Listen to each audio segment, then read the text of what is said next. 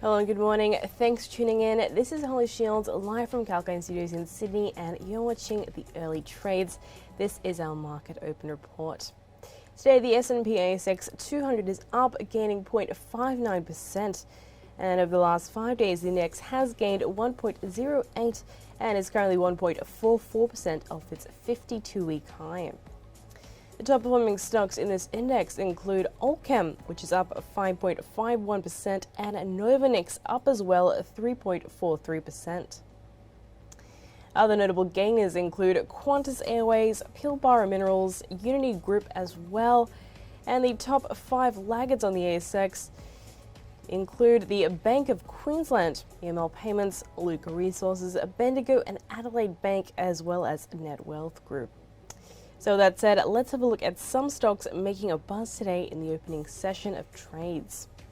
First up, the Auckland Airport, the total passenger volumes decreased by 19.9% in February of this year, as opposed to the same month last year, and they were down as well 78.8% compared to the pre-pandemic equivalent in February of 2019.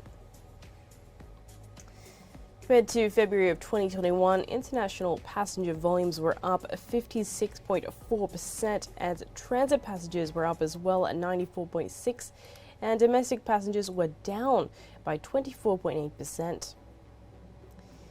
Meanwhile, in March, Auckland Airport total passenger volumes decreased by 14.8% as opposed to March of 2021, and the figures were down at 77.2% as opposed to the pre-pandemic equivalent. And then, as compared to March of 2021, international passengers were up 331%, and transit passengers up as well 157%, while domestic passengers were down 34.5%. As in other news, Allkem has appointed a new Chief Sustainability and External Affairs Officer, Karen Vizental, who will be joining the executive team in April of this year. Vizental will be leading Allkem efforts to continually improve sustainability performance and contribute to decarbonisation.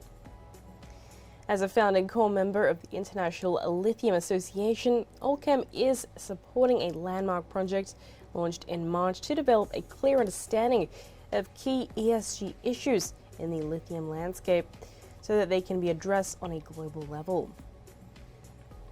Also in the news, Atomos provided an update on changes to its senior leadership team. Estelle McGashie's appointment as CEO of Atomos has concluded, primarily because she has not yet relocated to Australia. The company has always indicated that it requires the CEO to be based in its Melbourne headquarters. And Trevor Elben, the Atomos Chief Tech Officer, has been appointed interim CEO, and he is based in the company's headquarters of Melbourne. He will shortly launch the company's new products that he and his team have been developing since 2020. And meanwhile, Unity Group as well has announced that it's entered into a scheme implementation deed with MBC BIDC, in an entity wholly owned by a consortium comprising the Morrison & Co. Infrastructure Partnership, Commonwealth Superannuation Corp. And Brookfield Australia. The consortium is said to acquire 100% of Unity by way of a scheme of arrangement for cash considerations of $5 per Unity share, less the value of any dividends or distributions declared or paid after today. And then Fisher & Paykel Healthcare announced as well that it intends to release on Wednesday, the 25th of May, its financial results for the year ending March 31. And that is a wrap for now on the early trades, but tune in for more only on Allkem TV. This is Holly Shields signing off.